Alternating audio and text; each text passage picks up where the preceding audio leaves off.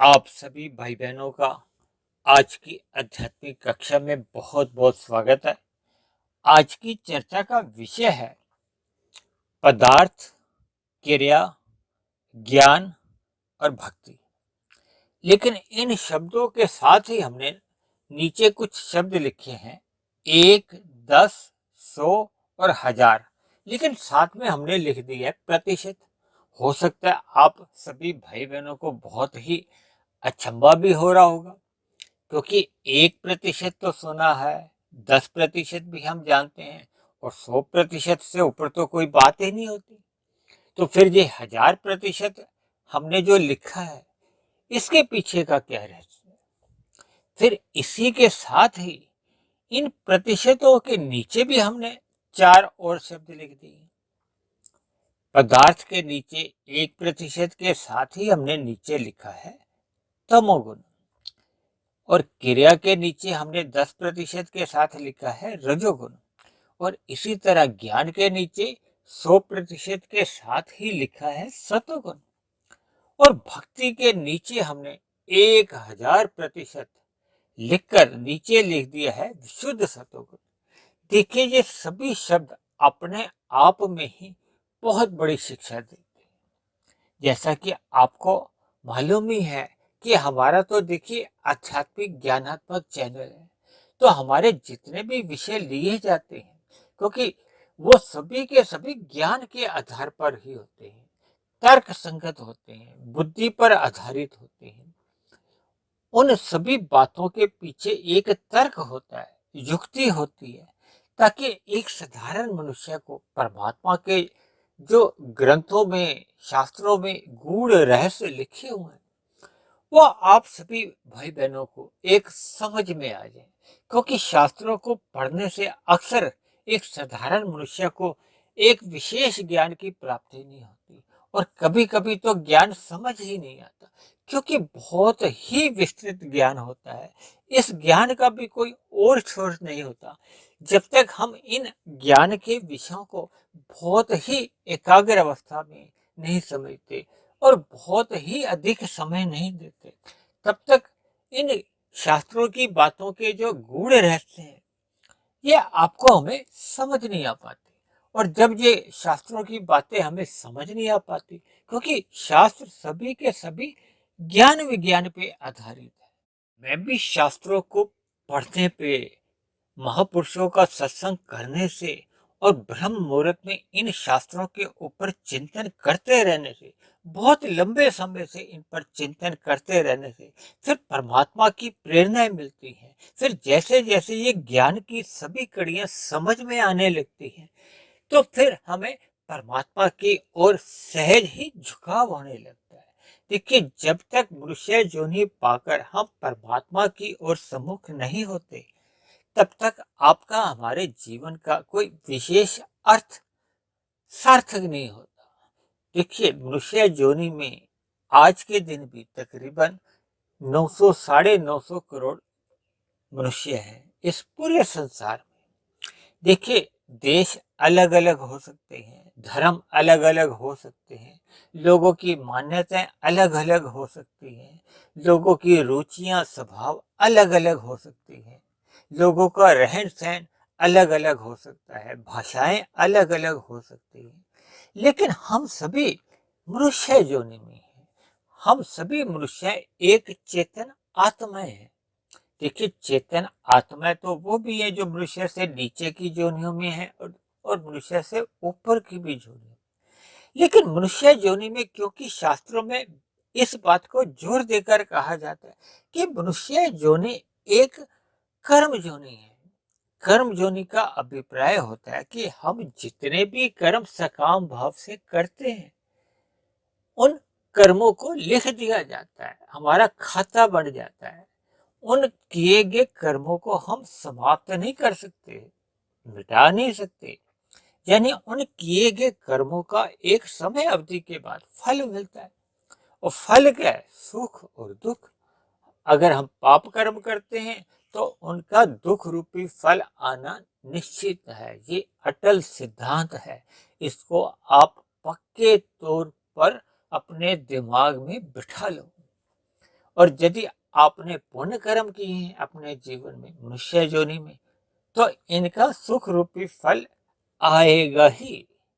देखिए, क्योंकि कर्म और फल के बीच में एक समय का अंतराल होता है। किसी भी चीज का देखिए एक समय लगता है। तो ऐसे ही हम जितने भी कर्म करते हैं अपने जीवन में, उन सभी का एक फल आता है। हफ्ते बाद भी आ सकता है, महीने बाद भी, साल बाद भी, 10 साल बाद भी, अगले जन्म में, 10 जन्मों बाद, 100 जन्मों बाद। इसका एक निश्चित एक विधान बना हुआ है, क्योंकि परमात्मा के यहाँ जो भी चीज बनी हुई है वो बहुत ही एक व्यवस्थित तौर पे बनी हुई है। कहीं भी 0.000001% की भी कहीं आप त्रुटि नहीं देख सकते।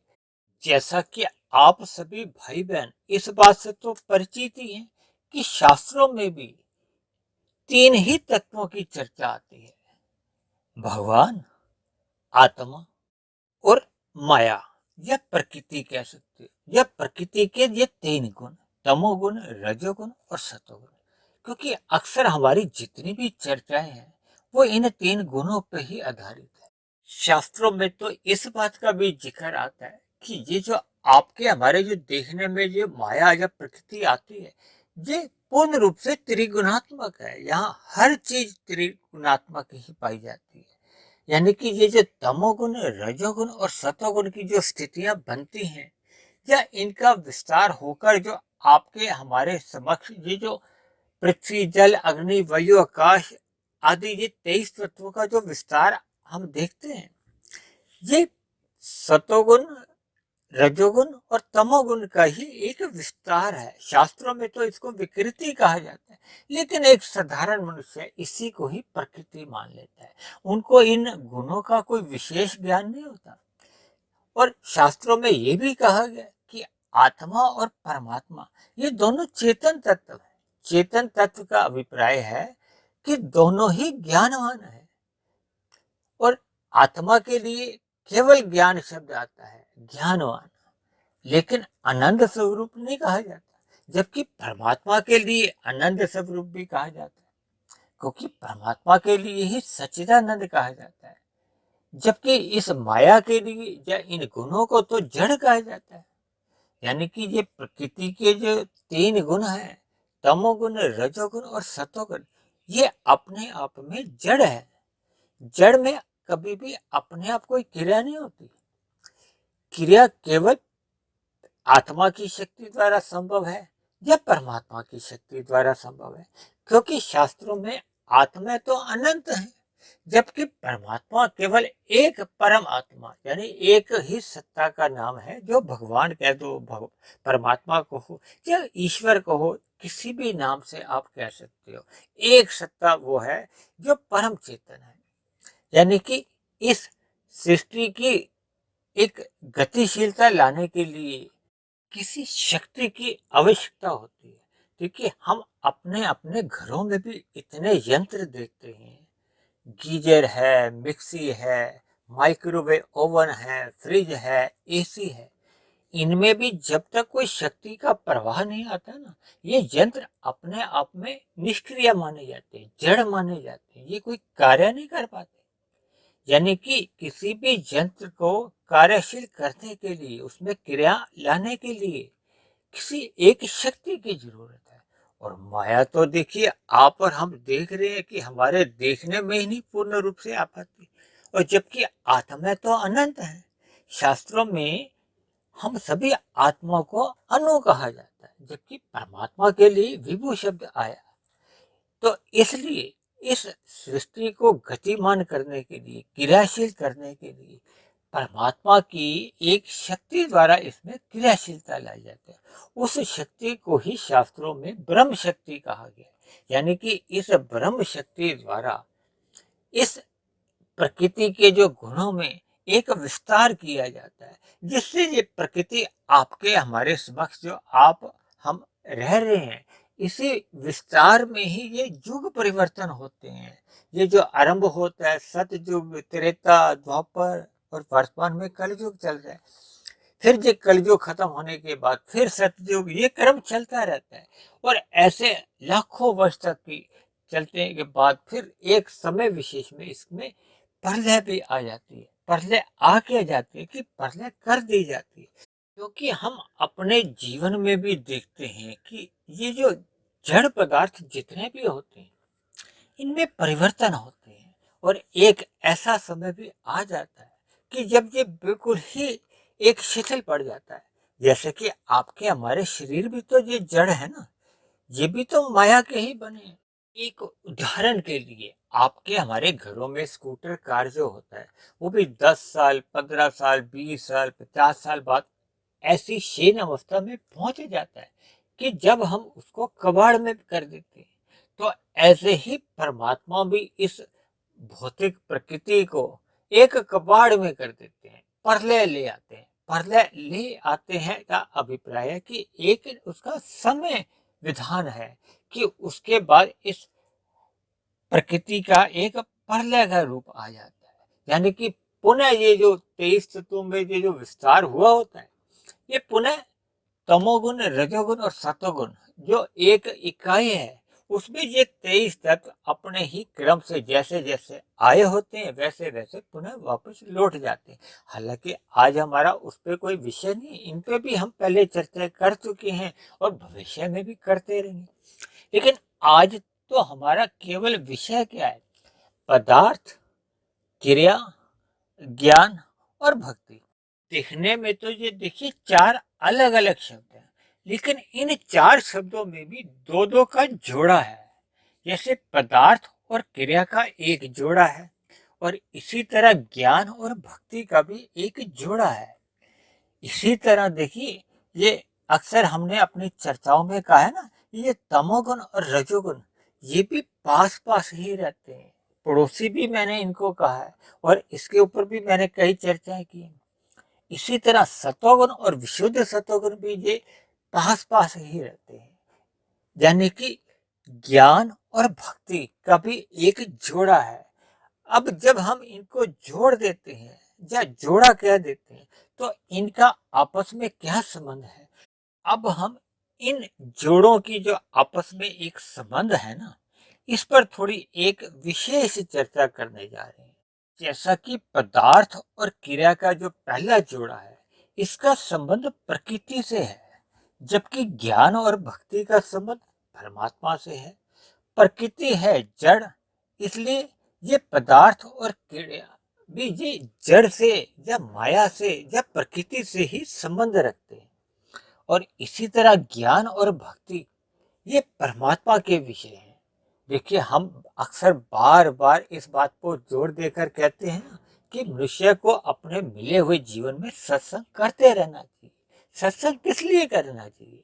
इसके पीछे भी अगर आप चिंतन करोगे तो सत्संग का अभिप्राय क्या है कि हमें ज्ञान की स्थिति में रहना है, जबकि सभी आत्माएं तो पहले से ही ज्ञानवान है। इस बात को समझने के लिए पहले हम तमोगुण, रजोगुण और सतोगुण की एक स्थिति को समझ लेते हैं। देखिए, तमोगुण में सभी पदार्थ आ जाते हैं, इसको अज्ञानता से भी जोड़ा जाता है। इसी तरह रजोगुण को सभी क्रियाओं से जोड़ा जाता है। भले ही क्रियाएं जड़ माया में नहीं होती, लेकिन एक ऐसी परमात्मा की शक्ति द्वारा इस स्थिति विशेष को जब शक्ति दी जाती है, तो उस गुण के कारण उसमें क्रिया होने लगती है। उसी को ही रजोगुण कहते हैं। इसी तरह तीसरा गुण है सतोगुण, उसको ज्ञानमय स्थिति कहा जाता है, प्रकाश की स्थिति कहा जाता है। यानी आपकी हमारी आत्मा स्वभाव से ही ज्ञानवान है। ये जो हम सत्संग में ज्ञान अर्जित करने की बात करते हैं ना, क्योंकि आपका हमारा ज्ञान आवृत हो चुका है, ओझल हो चुका है, या दूसरे आसान शब्दों में यूं भी कह सकते हो कि हम अपने मूल ज्ञान से विमुख हो चुके हैं, भूल चुके हैं, क्योंकि हम विषय भोगों के पदार्थों का अधिक सेवन कर चुके हैं। देखिए, शास्त्रों में आत्मा की दो ही स्थितियां बताई जाती हैं। भले ही आत्मा ज्ञानवान है, लेकिन जब जब वो विषय भोगों की ओर यानी कि प्रकृति के पदार्थों की ओर सम्मुख हो जाती है, अपने आप को शरीर मान लेती है, तब ऐसी स्थिति में वो जो प्रकृति के जितने पदार्थ हैं, विषय भोग हैं, उनको भी वो अपना समझना लगती है। उन्हीं भोगों में ही उसकी फिर रुचि बढ़ने लगती है, क्योंकि आपके हमारे जो स्थूल शरीर है वो भी पृथ्वी जल अग्नि वायु आकाश के बने हैं। तो ये जो पांच भोग्य विषय हैं वो इसी स्थूल शरीर के ही सूक्ष्म तत्व हैं। तो ऐसे में स्थूल शरीर की इंद्रियों का दोष समझ लो या आकर्षण समझ लो, ये अपने विषय भोगों की ओर सहज ही आकर्षित हो जाते हैं। जब जब ये हमारा स्थूल शरीर की इंद्रियां इन विषय भोगों को मर्यादा से अधिक भोग करती हैं, तो फिर ये जो पदार्थ हैं ये तो सभी के सभी तामसी कहेंगे। और तामसी पदार्थों का क्या है कि वो अपने आप में ही एक अंधकार की स्थिति में है, तो फिर वो हमारे ज्ञान को ढक देते हैं, आवृत कर देते हैं, यानी कि हम अज्ञानता में आ जाते हैं। तभी तो कहा जाता है ना, हम जैसे जैसे विषय भोगों का मर्यादा से अधिक सेवन करते हैं तो हम अचेत होते जाते हैं, प्रमाद में आ जाते हैं, आलस में आ जाते हैं, अचेत होते जाते हैं। अचेत होने का अभिप्राय ये है कि हम अपने ज्ञान से विमुख होते जाते हैं, यानी हमारे जीवन में अज्ञानता आ जाती है। ये जो हम सत्संग में ज्ञान लेने की बात करते हैं, इसका मतलब कोई नए ज्ञान से नहीं, केवल हम जैसे जैसे परमात्मा के सम्मुख होते हैं और इन विषय भोगों से वैराग्य करते हैं, तो फिर जो हमारा मूल ज्ञान था वो हमारा वापस लौटने आता है। इस बात को आप एक उदाहरण से समझ सकते हैं। जैसे सूर्य का प्रकाश तो हमेशा बना रहता है, जब जब उसके आगे काले बादल आ जाते हैं, ये काले बादल को ही आप पदार्थ समझ लो, यानी कि ये तामस अंधकार एक ही बात है। यानी कि फिर सूर्य का प्रकाश अस्थायी रूप से ढक जाता है। तो आप देखते हो ना, जब भी सूर्य के प्रकाश के आगे काले बादल आते हैं तो थोड़ा धुंध सा हो जाता है, अंधकार सा हो जाता है, यानी कि प्रकाश लुप्त होने लगता है। इसी तरह जैसे जैसे हम विषय भोगों की तामसी पदार्थों का अधिक सेवन करते हैं, हमारी आत्मा के ऊपर ये इन पदार्थों का आवरण चढ़ जाता है, यानी कि आत्मा का प्रकाश को या ज्ञान को वो धूमिल होने लगता है। और जैसे जैसे हम सत्संग करते हैं, वो अज्ञानता का पर्दा कह लो या पदार्थों की जो एक वैराग्य की स्थिति है वो समझ लो, किसी भी स्थिति से आप समझ सकते हो कि फिर हमारा जो मूल ज्ञान है उस पर जैसे जैसे ये अज्ञानता का पर्दा हटता है सत्संग करते रहने से और इन पदार्थों से वैराग्य करने से, तो फिर हमारा जो मूल ज्ञान है, जैसे सूरज का प्रकाश अपनी मूल स्थिति में वैसे ही लौट आता है, तो वैसे ही हम अपनी स्वयं की चेतना में लौट आते हैं, यानी हम पुनः ज्ञान की स्थिति में आ जाते हैं। इसी तरह ज्ञान और भक्ति को आप समझो। देखिए, ज्ञान और भक्ति का एक कैसे संबंध है। जब जब मनुष्य ज्ञान की स्थिति में आता है तो फिर वह अपने आप को चेतन तत्व समझता है, क्योंकि माया के जितने भोग हैं, माया की स्थिति तो जड़ की है। और जबकि परमात्मा वो भी एक चेतन तत्व है। परमात्मा के बारे में हमने परम आत्मा कहा ना, वो परम सत्ता है। तो जैसे ही प्रकृति के भोगों का आवरण आत्मा से हट जाता है, तो आत्मा और परमात्मा का तो देखिए पहले ही से जातीय संबंध था। ये तो प्रकृति के भोगों में आवरण आने से वो अवरोध पैदा हो जाता है। जब अवरोध पैदा हो जाता है तो ऐसे में आत्मा परमात्मा से तो विमुख हो जाती, क्योंकि अज्ञानता आ जाती और पदार्थों के सम्मुख हो जाती। जैसा कि आप और हम अपने जीवन में पदार्थों के भोगों को भोगते भोगते महसूस कर सकते हैं।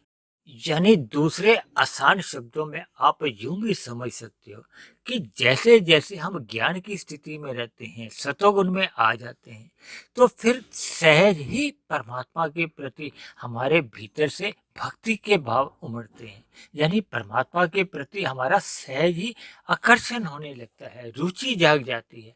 और ऐसे में फिर ये जो पदार्थों को कहो या प्रकृति के भोगों से मनुष्य का सहज ही वैराग्य होने लगता है। इसीलिए ज्ञान और भक्ति में एक संबंध है।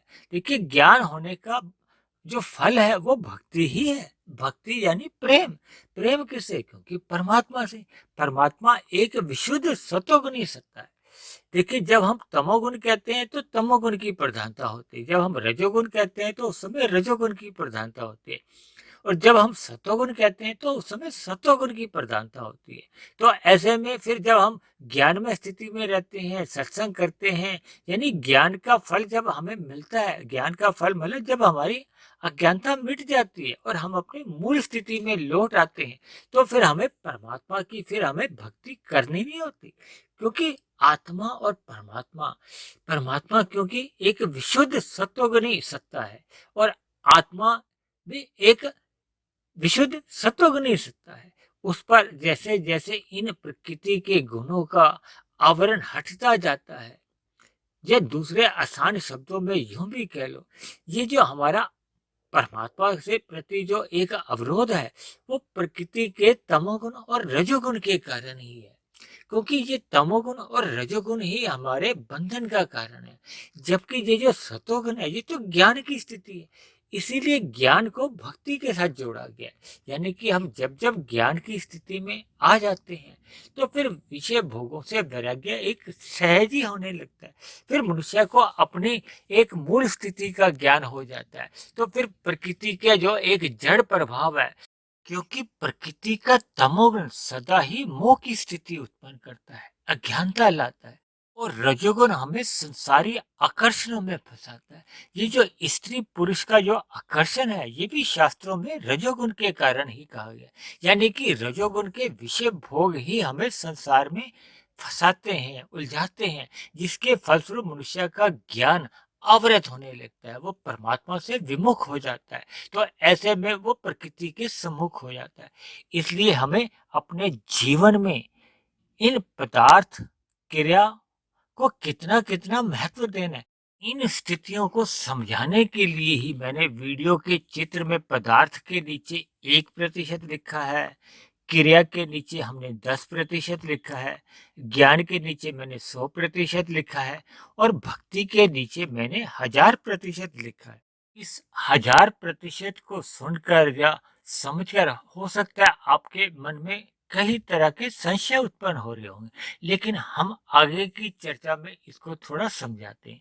देखिए, हमने पदार्थों को अपने जीवन में केवल 1% महत्व देना है, यानी कि हमने विषय भोगों को या जितने भी ये जो पदार्थ हैं, क्योंकि ये हम तामस गिने जाते हैं, भले ही आपका हमारा स्थूल शरीर भी तामसी है, इसलिए हमारे स्थूल शरीर की भी आवश्यकताएं रहती हैं। शास्त्रों में भी इन आवश्यकताओं की पूर्ति के लिए कहा गया है। शास्त्रों में तो आपके हमारे स्थूल शरीर को एक रथ की संज्ञा दी गई है, यानी कि ये स्थूल शरीर एक साधन है, क्योंकि परमात्मा को जानने के लिए, समझने के लिए, पाने के लिए इस स्थूल शरीर की महत्ता से भी हम इनकार नहीं कर सकते। इसलिए हमें स्थूल शरीर की आवश्यकताओं की पूर्ति के लिए, यानी कि सकाम कर्म करने के लिए, हमें इन पदार्थों को 1% का महत्व देना है, ताकि हमारे आपके जीवन की आवश्यकताओं की पूर्ति हो सके। फिर आता है क्रिया को हमने 10% महत्व देना है। देखिए, हमने चर्चा के आरंभ में कहा था, जब जब मनुष्य सकाम भाव से कर्म करता है तो वो कर्म बन जाते हैं, लेकिन जब जब मनुष्य निष्काम भाव से कर्म करता है अपने कर्तव्य समझकर, तो वो कर्म नहीं बनते, क्योंकि उसमें निष्कामता बनी होती है। तो ऐसे सभी कर्म केवल क्रिया के रूप में ही रहते हैं। तो इसलिए हमने जितने सकाम कर्म करने हैं, उससे 10 गुना अधिक महत्व हमने निष्काम कर्मों को देना, यानी कि अन्य जीवों के लिए, क्योंकि भौतिक प्रकृति में 84 लाख तरह की योनियां हैं। हमें अन्य जीवों के लिए भी एक परोपकार के कार्य करने हैं, या उन जीवों के प्रति हमारे जितने भी दायित्व हैं या कर्तव्य हैं, हमें उन जिम्मेदारियों को भी निभाना है। यानी कि हम अपने स्वयं के लिए जितना भी सकाम भाव से पदार्थ चाहते हैं, उससे 10 गुना हमें अन्य जीवों के लिए भी देने का प्रयास करना होगा, प्रयत्न करना होगा। फिर हम बात करते हैं ज्ञान की, यानी कि हमें अपने जीवन में सत्संग को सबसे अधिक महत्व देना है। 100% का मतलब ही ये है कि किसी बात विशेष को जब हम 100% महत्व देते हैं, यानी हमने आध्यात्मिक विषयों को या ज्ञान को, हमने अपने आप को सदा ही ज्ञान में स्थिति में रखना है, सतोगुनी अवस्था में रखना है। ताकि हम अपना जो एक मूल ज्ञान है वो मूल ज्ञान हमारा अवरत नहीं हो। इसलिए मैंने ज्ञान के नीचे 100% का लिखा है, ताकि हमने सतोगुनी अवस्था में ही अपने जीवन को व्यतीत करना है। इससे आप इस बात को भी जोड़ सकते हैं कि सुबह जब ब्रह्म मुहूर्त का समय होता है, जब सतोगुण की एक उच्चतम अवस्था होती है, हम सभी मनुष्यों को ये जो ब्रह्म मुहूर्त का जो एक समय होता है, सूर्य निकलने से पूर्व के 2.5-3 घंटे, इस समय विशेष में हमें परमात्मा का ध्यान लगाना चाहिए। अपने आपको एक एकाग्र स्थिति में लेके परमात्मा का चिंतन करना चाहिए। परमात्मा का चिंतन करना ही भक्ति है। इसलिए मैंने भक्ति के नीचे 100% की जगह 1000% लिख दी, ताकि हम ज्ञान के सापेक्ष दृष्टिकोण से उसको और भी अधिक महत्व देना। क्योंकि ज्ञान का तो लाभ केवल इतना ही है कि हम अपनी मूल स्थिति में रहें, यानी कि हमारा जो परमात्मा के साथ जो एक सजातीय संबंध है, जिस संबंध को आज कलयुग में एक साधारण मनुष्य भूल चुका है, यानी दूसरे आसान शब्दों में परमात्मा की स्मृति हर क्षण हमारे मन बुद्धि में सदा बनी रहे, परमात्मा की सम्मुखता बनी रहे और इन विषय भोगों से सदा ही मनुष्य का वैराग्य बने रहे। इसीलिए मैंने भक्ति को सर्वोपरि मानते हुए इसके नीचे मैंने 1000% लिख दिए, ताकि हम सभी इस भक्ति की महत्ता को समझें। इन्हीं शब्दों के साथ अब आज की चर्चा को हम यहीं विश्राम देते हैं। आप किसी भाई बहन का कोई प्रश्न हो, कोई मेरी कही गई बात आपको समझ में नहीं आई हो, या मेरी कही गई बात आपको तर्क संगत सही नहीं लगती हो, यानी कोई आपका मतभेद हो या आपत्ति हो, तो इन सभी बातों के लिए आप नीचे कमेंट्स बॉक्स पर जाकर आप अपने प्रश्न, सुझाव या आपत्ति को लिख सकते हैं। और यदि मेरे बने हुए ये वीडियो आपको अच्छे लगते हैं, आपकी दिनचर्या में सकारात्मक परिवर्तन आने लगा हो, परमात्मा में आपकी प्रीति जग गई हो, तो मेरी आप सभी भाई बहनों से विनती है कि आप मेरे इस आध्यात्मिक ज्ञानात्मक चैनल को स्वयं भी सब्सक्राइब करें, व अन्य जिज्ञासु भाई बहनों को भी इस आध्यात्मिक ज्ञानात्मक चैनल से जोड़ने का प्रयास करें, ताकि समाज में हम सभी भाई बहनों को एक सतोगुनी वातावरण में जीवन जीने का अनुभव हो, आनंद मिले। इन्हीं शब्दों के साथ आज की चर्चा को यहीं विश्राम देते हैं। कल फिर मिलते हैं एक नए विषय को लेकर, एक नए संदेश के साथ। तब तक आप सभी भाई बहनों का बहुत बहुत धन्यवाद।